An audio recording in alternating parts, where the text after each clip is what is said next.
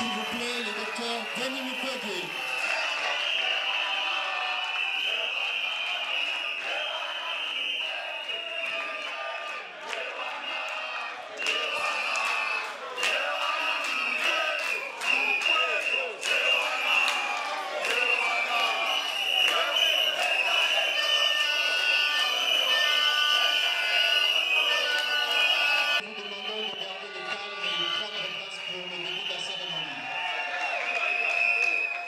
Je vous prie de bien vouloir vous lever pour l'hymne national.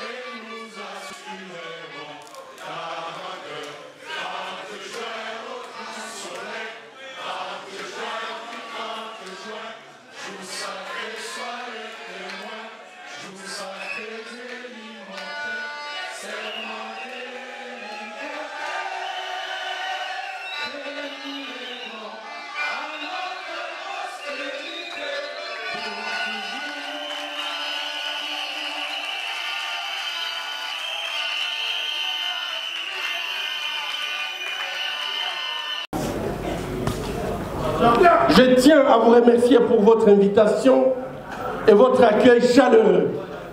Vous êtes des centaines dans cette salle, mais vous représentez plus que vous-même.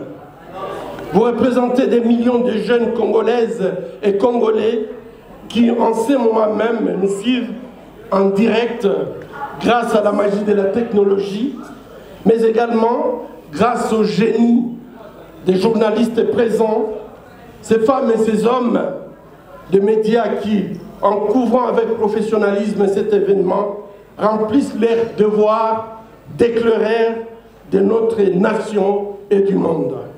Mesdames et messieurs, très chers jeunes, ma candidature à la présidence de la République démocratique du Congo, qui puise son origine dans l'appel du peuple du 30 juin 2022, est pour moi aujourd'hui un engagement qui s'est traduit par une ambition pour la respectabilité et la dignité de notre peuple, mais aussi pour la restauration de la grandeur perdue de notre pays.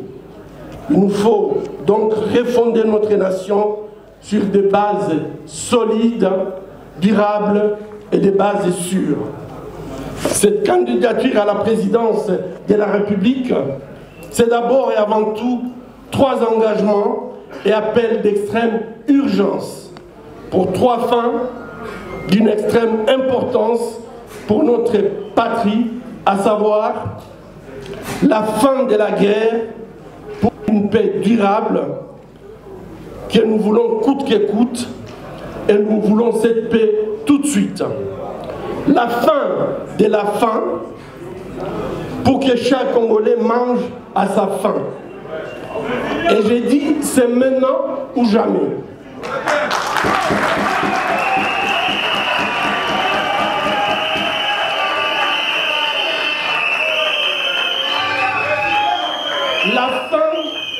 La faim vice, la fin des antivaleurs. Et pour cela, je vous invite à une révolution institutionnelle et éthique rigoureuse. Ma candidature à la présidence de la République, c'est aussi et particulièrement avec priorité pour les jeunes et les femmes. Voilà pourquoi j'ai dit, premièrement, les femmes congolaises doivent être dignes. Nous devons restaurer leur dignité. Ces femmes doivent reprendre le leadership.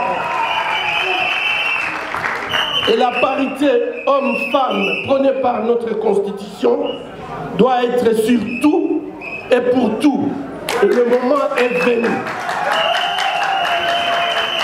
Deuxièmement, jeunes de notre patrie, votre avenir, c'est aujourd'hui. Demain, c'est trop tard. L'obité, les lots.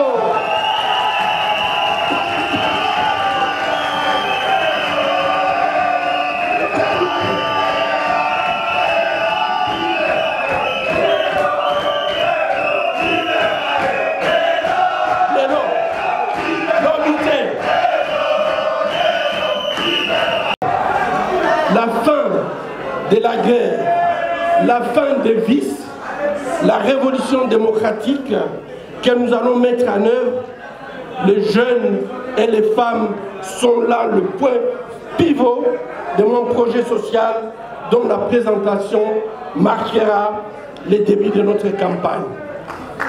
Très chers jeunes, la mauvaise gouvernance a détruit ce pays.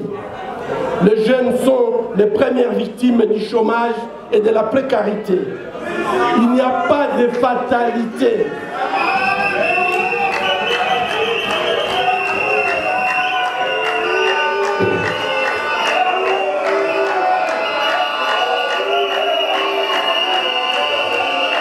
Mais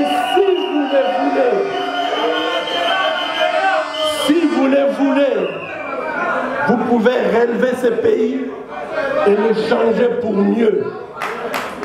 Le chômage et la précarité, ce n'est pas une fatalité pour la jeunesse congolaise. Vous êtes le segment démographique le plus important de la population congolaise. Les statistiques les plus raisonnables notent que le moins de 35 ans représente, tenez bien, 80% de la population totale de notre pays. Donc, en d'autres termes, ce que la jeunesse décide doit se faire dans ce pays, puisque vous représentez la majorité de notre peuple. Et il n'est pas...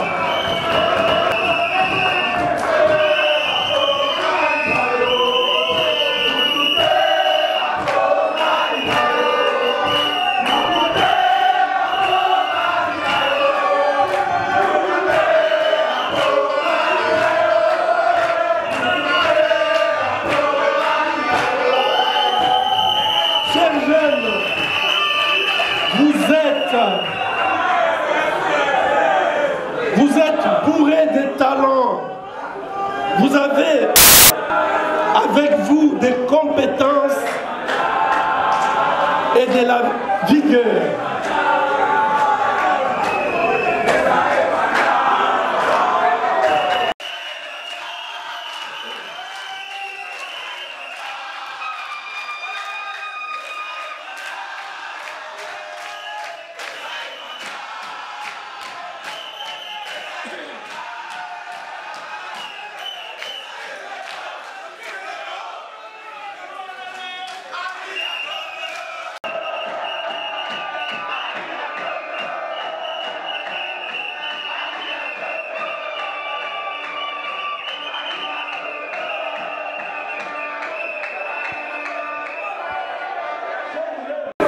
Le travail que vous faites dans le noir n'est soutenu par personne. Le travail que vous faites, qui devrait vous valoriser,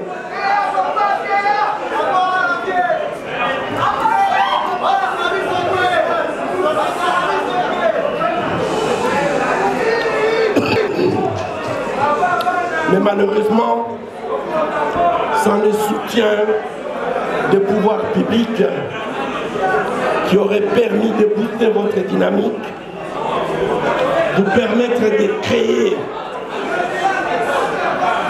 les emplois, résoudre la question épineuse du chômage et vous donner la place que vous méritez dans la société. Une part importante de notre jeunesse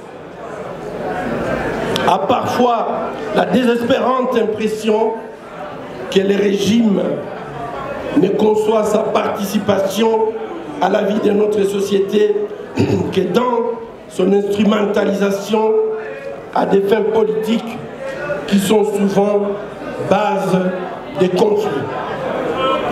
La de cette majorité silencieuse enfle comme un volcan bouillonnant et ne peut éternellement être contenue dans l'apathie collective et la démission des dirigeants.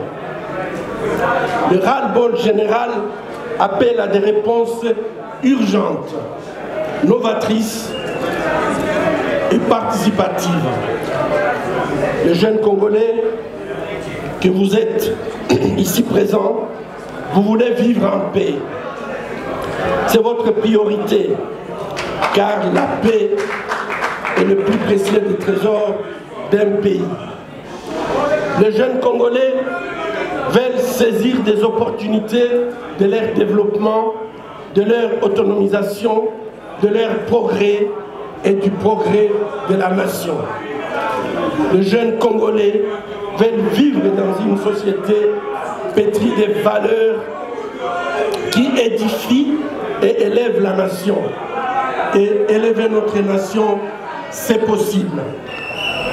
Ne vous ai-je pas dit que je promets une révolution qui rompt avec les pratiques politiques de notre pays? C'est une approche transformative que je vous propose. Car comment comprendre la cécité qui consiste à ne pas voir que les jeunes de moins de 26 ans constituent 68% de la population totale de notre pays. Et ceux de moins de 35 ans, je l'ai dit, 80%. Et que l'avenir immédiat de la République démocratique du Congo repose sur les épaules de cette jeunesse. Jeunesse congolaise, le Congo est à vous. Le Congo vous appartient.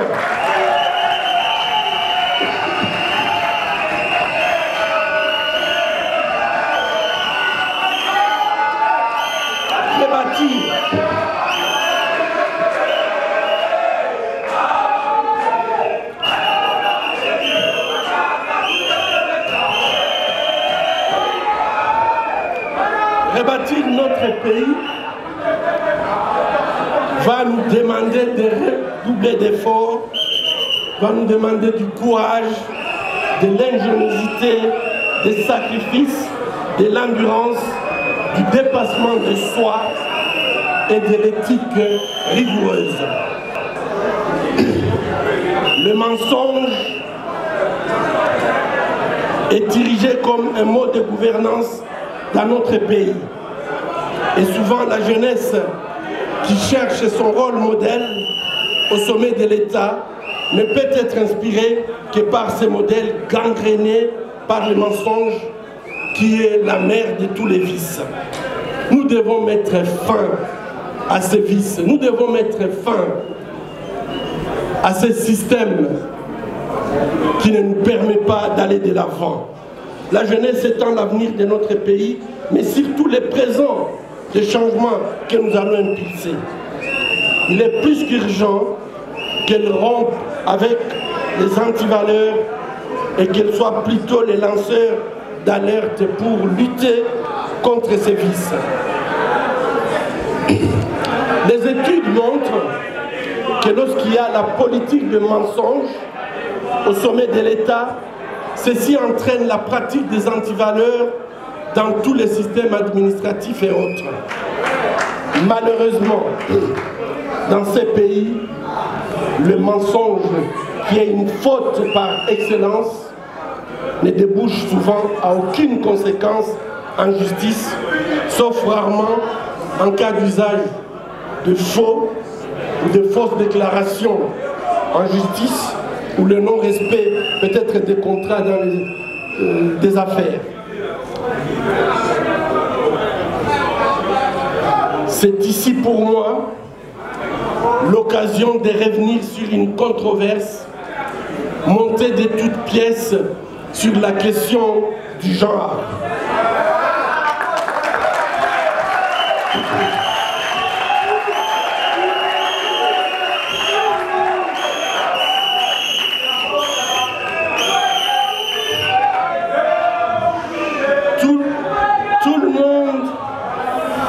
Tout le monde connaît mon combat pour les droits de la femme.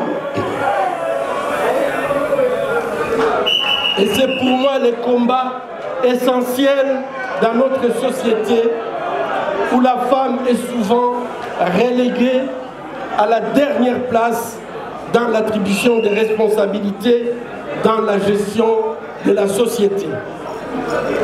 À formation égale et à responsabilité égale, hommes et femmes doivent prétendre au même traitement et à une égalité salariale et une considération similaire. C'est ça notre entendement du genre. Il est donc nullement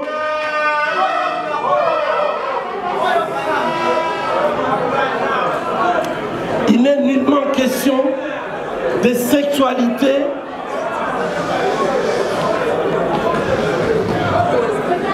Il est donc nullement question de sexualité comme l'ont prétendu certains esprits qui ne manquent pas d'occasion pour mentir.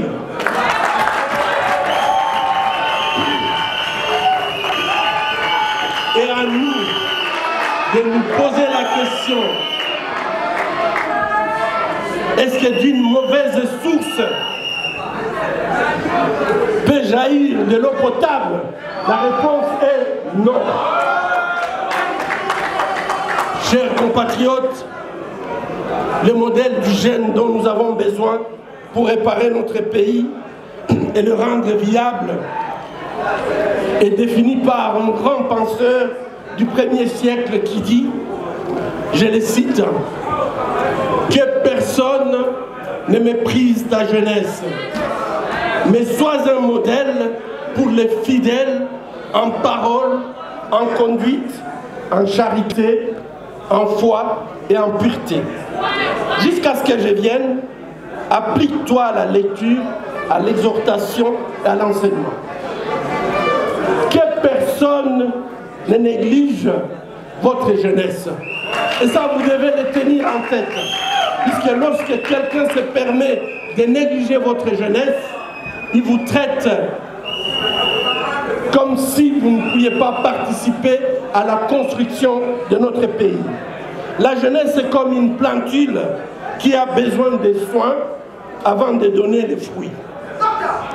Tout mauvais traitement impactera négativement sa production. De même, la jeunesse a besoin de soins spéciaux tels que l'enseignement, la culture, la lecture, la bonne santé pour pouvoir grandir dans des conditions et donner du bon fruit.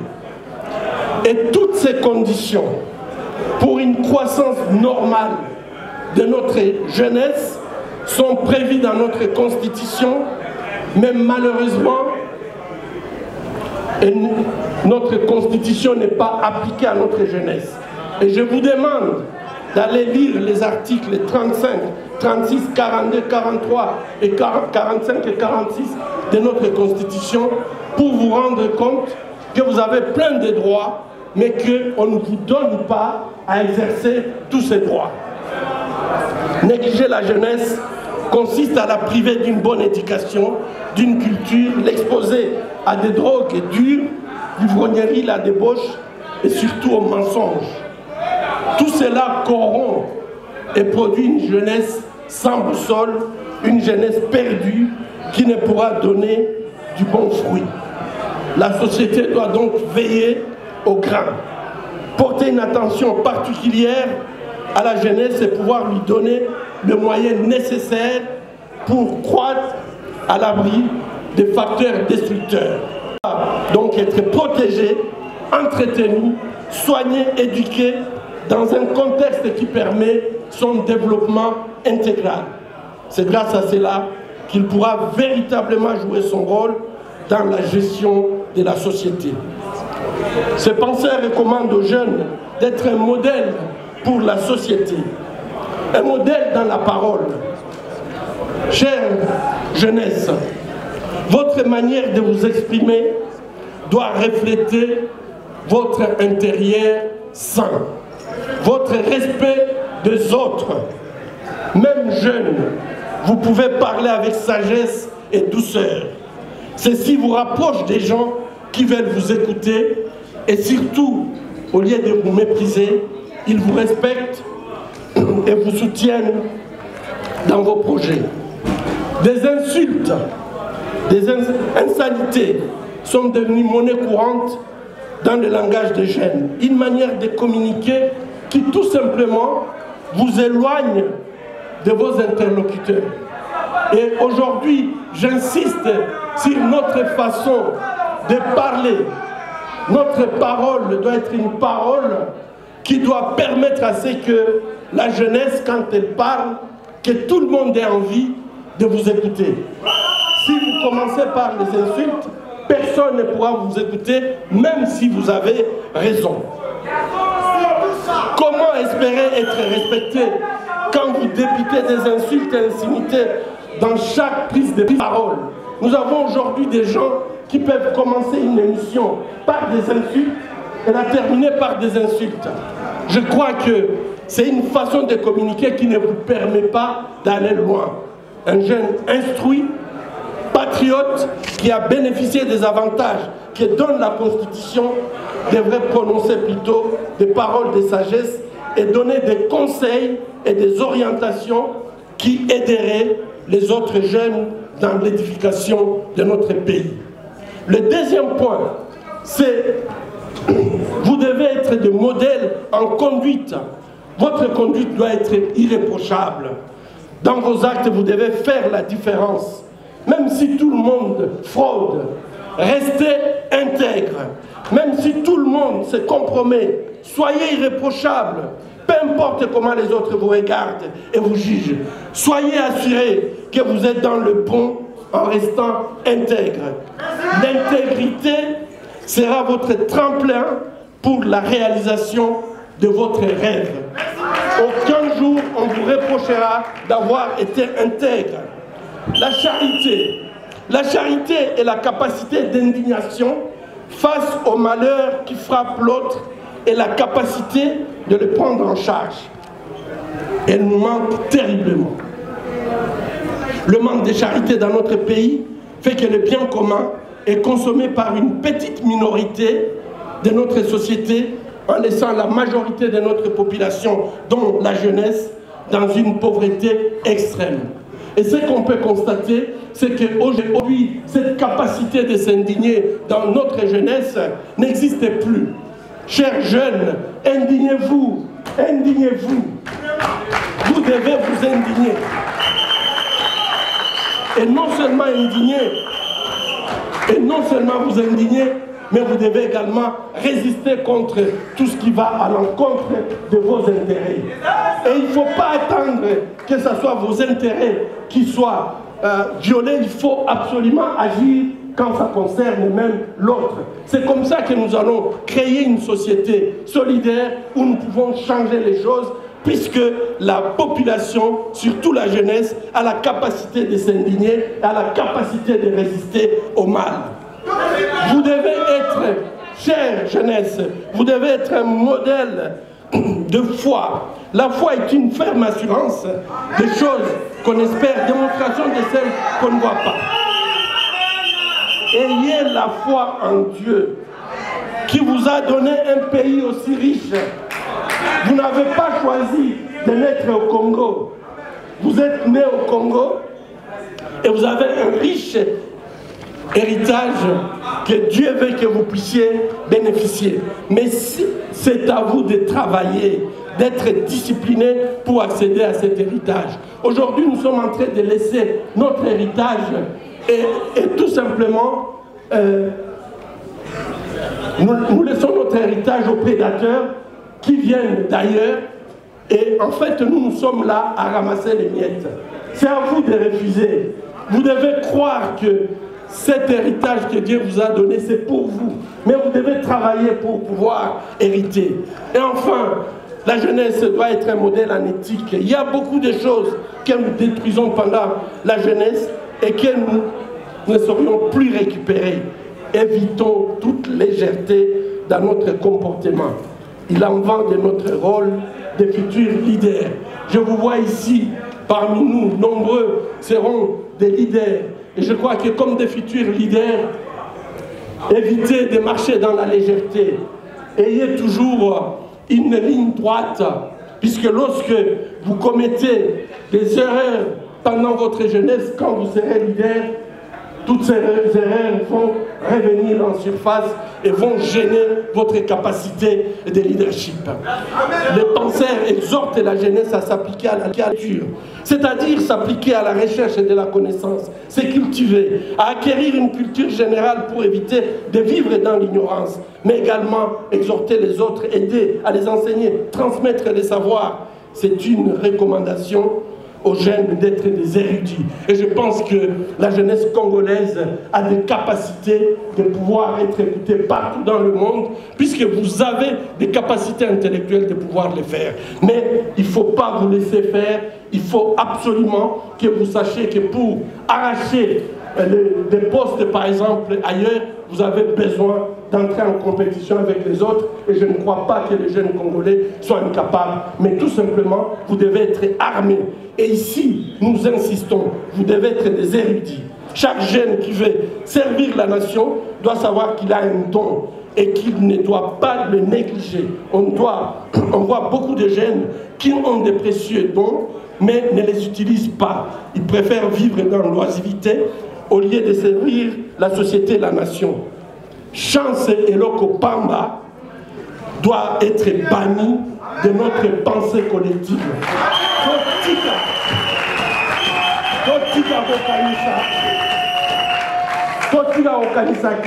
Chance Eloko Eloko Pamba. Il faut travailler pour gagner sa vie. Il faut se battre. Il faut être compétitif. Il faut quand on a 500 personnes, là, peut-être chance encore. Mais nous tous, pour vivre, nous avons besoin de travailler et d'être disciplinés.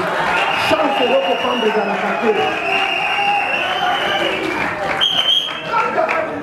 C'est le travail bien fait qui élève et pas la passivité. Le même penseur recommande à la jeunesse de fuir les passions et de rechercher la justice, la paix.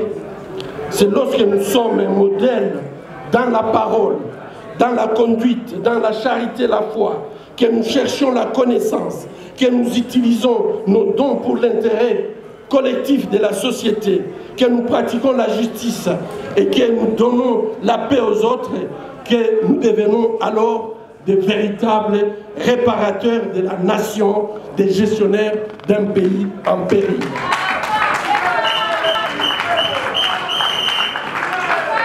Chers compatriotes, chers jeunes, je viens de vous présenter brièvement toutes les qualités que vous avez pour changer votre destin, pour changer notre destin, pour changer le destin de notre pays. Mais nous devons faire très attention, chers compatriotes, chers jeunes. Les engagements que je prends et les appels que je lance ne sont possibles que si nous avons un processus électoral crédible et transparent. Je vous demande donc et vous exhorte, soyez les co-auteurs de la crédibilité de ces élections que nous allons avoir le 20 décembre. Chers jeunes, je vous demande et vous exhorte, soyez des vaillants témoins de la transparence de ces processus électoraux, étape par étape, du bureau des votes à la proclamation des résultats définitifs. Vous devez participer, ne soyez pas spectateurs, puisque c'est de votre avenir qu'on parle. Chers jeunes, je vous demande et vous exhorte, soyez les observateurs attentifs du déroulement de ces processus électoraux de bout en bout. Soyons donc tous vigilants. Notre destin commun en dépend. Chers jeunes, ces élections sont capitales pour notre avenir à tous, mais elles le sont particulièrement pour vous les jeunes. Toute fraude électorale, tout trafic ou manipulation des résultats doit être considéré comme un crime contre la volonté de notre peuple, un détournement inacceptable de notre destin collectif. Très chers jeunes, sensibilisez d'autres jeunes à ne pas commettre l'erreur de s'abstenir d'aller voter. Sensibilisez d'autres jeunes à ne pas céder à la manipulation. Votre conscience n'est pas à vendre. Vous n'êtes tendu à l'aumône des politiciens. Vous n'êtes pas une soif de bière. Vous n'êtes pas une soif de bière à assouvir lors de la campagne électorale. Vous êtes une conscience civique à nourrir par des idées et des projets concrets de redressement et de développement de notre patrie. Chers jeunes, vous êtes une soif patriotique à assouvir par la fin de la guerre, la fin de la faim et la fin des vices. Chers jeunes, qu'on ne vous dise plus que vous êtes l'avenir de ces pays, laissez-moi vous dire que vous êtes le présent de ces pays.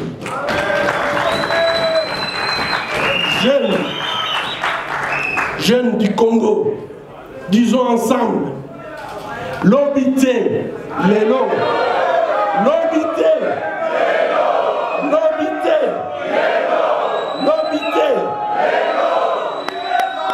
Je vous remercie.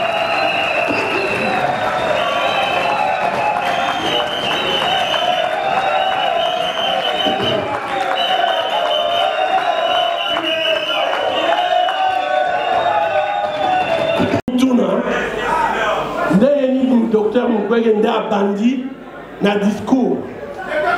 Naza na surprise pour la bino. Est-ce que bolingi boye bango? Oui. Bolingi boye bango? En effet, na kozalanga à mon côté. Boyoki que programme eza mulayi. S'il vous plaît, Toyoka, s'il vous plaît. Toyoka, docteur, s'il vous plaît. Oh, Joseph Sabino.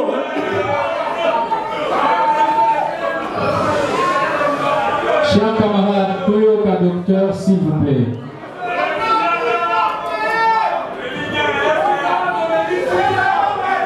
Donc, Nalakanisi na kozalanga à mon côté. Tokozala biso nyonso na programme on azoloba. C'est pour ça que pour conduire ce projet de refondation de notre pays, on a besoin de chacun de nous ici présents. De nombreuses et de nombreux compatriotes se sont joints à nous et nous voulons les remercier sincèrement. Ils porteront notre campagne électorale à bras le corps. Avec eux, concrétisons nos idées pour ce grand pays. Le moment donc est venu, ils vous seront présentés. Mais déjà aujourd'hui, je voudrais vous présenter celui qui sera le capitaine de notre navire de campagne. Naranisi Bokolingaye Mingi.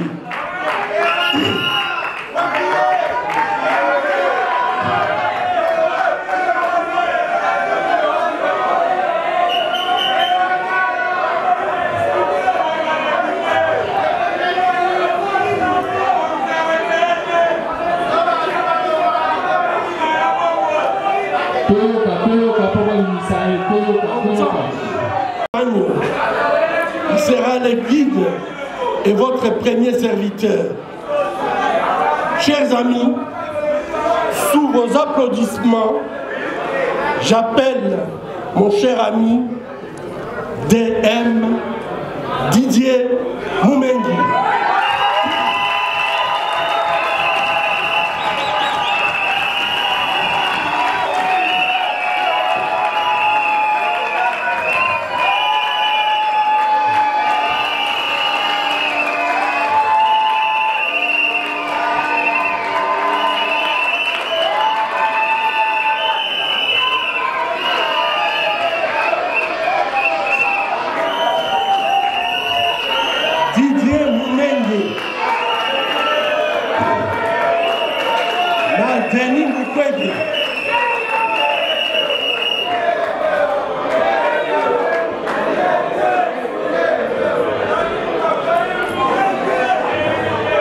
Merci.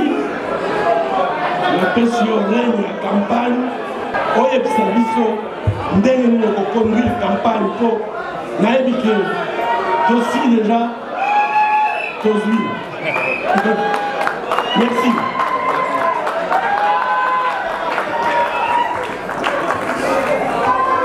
Le prix Nobel de la paix m'a appelé.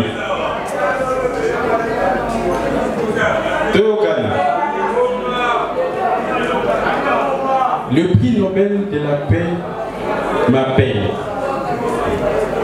Il me dit en lingala s'il vous plaît, Ndeko, Nazana Posa, Tosala, Lisanga, Yabanganga Mayele.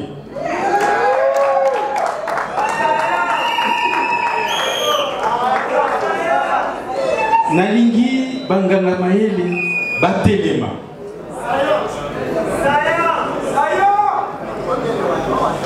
Ngana Yanoli Boye. J'ai une condition et une seule.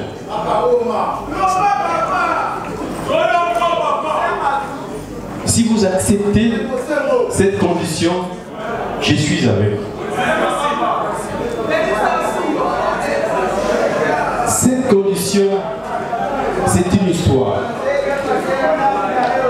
Notre pays, jeune, écoutez-moi bien, notre pays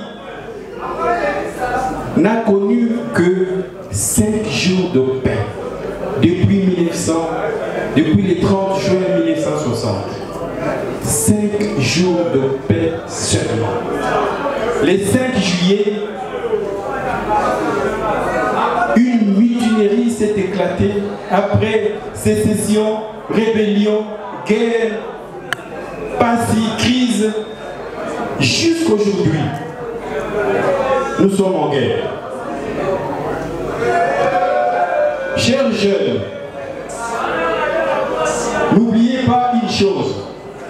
L'être humain est créé par Dieu pour résoudre des problèmes. Nous sommes des espèces vivantes pour résoudre des problèmes. Lorsque ces problèmes sont résolus, c'est le développement. Lorsque vous êtes incapable de résoudre vos problèmes, c'est le sous-développement. Depuis le 5 juillet 1960, nous n'avons plus jamais connu de paix jusqu'aujourd'hui. Et j'ai dit au docteur, ma condition,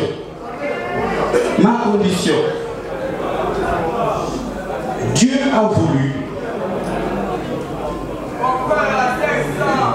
a voulu qu'une personne, parmi les millions de Congolais, soit élevée au rang de prix Nobel de la paix. Ces prix Nobel de la paix, c'est une œuvre de Dieu. C'est un clin d'œil du destin. Et je lui ai dit, docteur, ma condition, c'est que vous convertissiez ces prix Nobel de la paix en paix réelle et concrète pour notre peuple.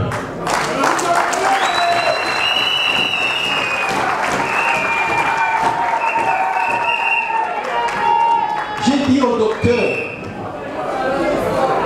nous n'avons pas droit, notre génération n'a pas droit de laisser à vous, nos enfants, à vous, nos petits-enfants, une nation en guerre.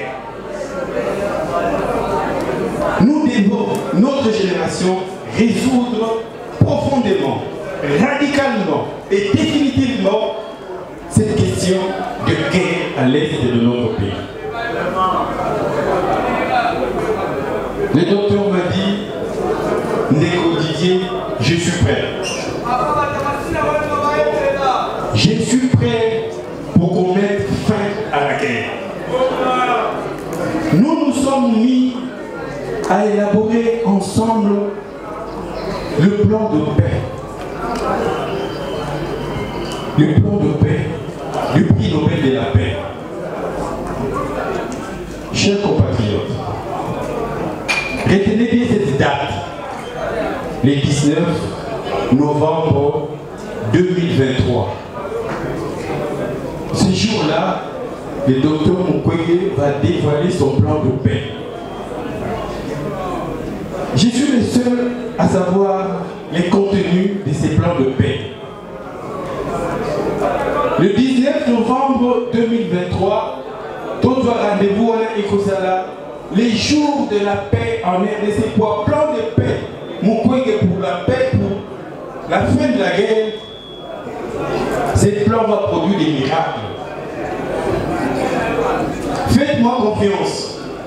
Lorsqu'il aura dévoilé son plan de paix, plus personne ne voudra ne pas être coacteur de ces plans de paix. Aucun Congolais qui aime le Congo ne pourra tourner le dos à ces plans de paix.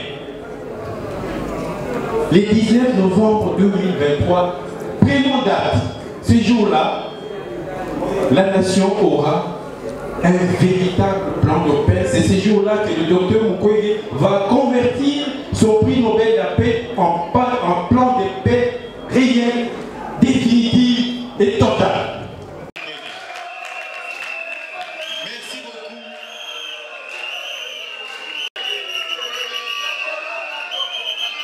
Merci beaucoup au directeur de Parce que Toponi que Yemoutou a représenté Bissot, la présidentielle. Nous voulons que nous jeunes qui avons des ambitions politiques, tous encadrés par les pouvoirs publics. Et pour ça, Naïli, Nana Sabino et le Konalati. Nakanisi, Naïbaneli a événement dans Zaki Naveste. Là, on a eu un discours à Denis Mukwege.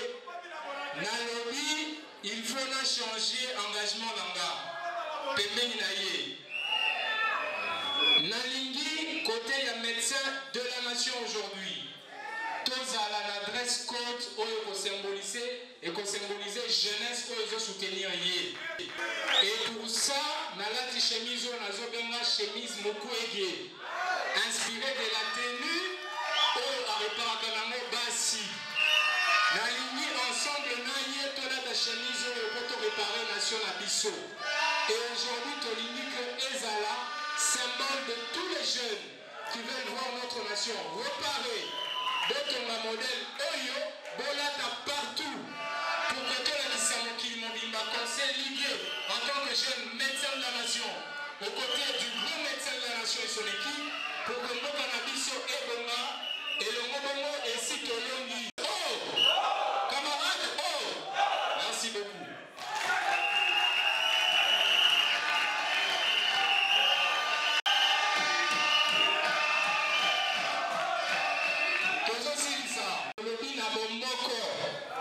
Congo na motema, esito Tolondi. Merci.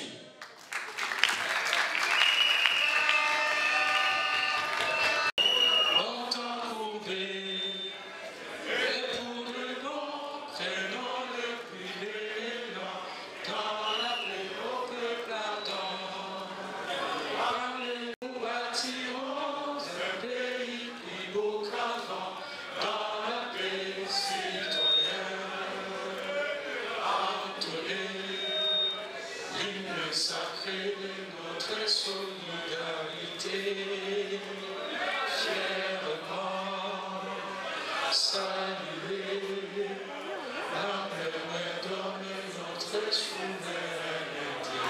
Oh, béni,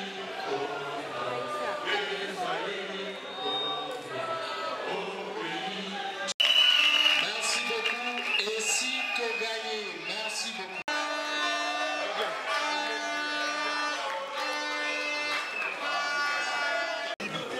Sans empoîter. Vous avez droit dans beaucoup, on a 4 à partir des articles 35, 36 et même jusqu'à 39 et évolué de 42 jusqu'à 46. Donc, il faut tous avoir la conscience que beaucoup de gens sont l'obité, tous les gens qui sont en train de vivre en cela, profitez de l'occasion de présenter le directeur de campagne. Sénateur Wazali Solo Mouta. Moi, il y a des sénateurs qui ont déjà pour ça les faits. Pour sentir la palpitation de la ville de Kinshasa, pour sentir que Babilenge va télémi, tous autres là, rendez-vous va passer le 19 novembre. On a pourtant le programme, il y a prix Nobel, le programme de la paix pour Mboka. Parce que c'est une chose, il y a la prix Nobel de la paix, alors que Mboka non des ans à Kimiati, la Mouana, tous à l'ana, très attentif, mobilisé, Bayi, Babiso, Bavouana, Bayi, Babiso, ma prérogative, Babiso, Bako, Sabiso, $5, Bako, Sabiso, na Poloté, l'élection est à Biso, Trobanon, les bandits, Nati, Trotika, Moté, Torozala responsable, il y a résultat devant le bureau de vote, Torozala responsable devant la CENI, CENI Aïba, mon côté, voilà, l'élection est à l'IA, sentir que le prix Nobel a perdu non seulement le souci de la jeunesse congolaise, la population congolaise dans son entière. Moi, on a tous à la concentration, et surtout les jeunes, tous à la distraction, les Toumbeza Moulin, au Bazoli, on n'a pas pensé à l'issue, au Bazoli, on va détourner la vision, la rêve, la réussite, la mission. Tous à Kenge, au Bazali qui va coquiter, à Yibi Bambo, des gens, à Sali, Bambo, Missi, Congolais, le comité, on a dit qu'il y a pour sauver Mboka, il y a pour vivre heureux dans Mboka.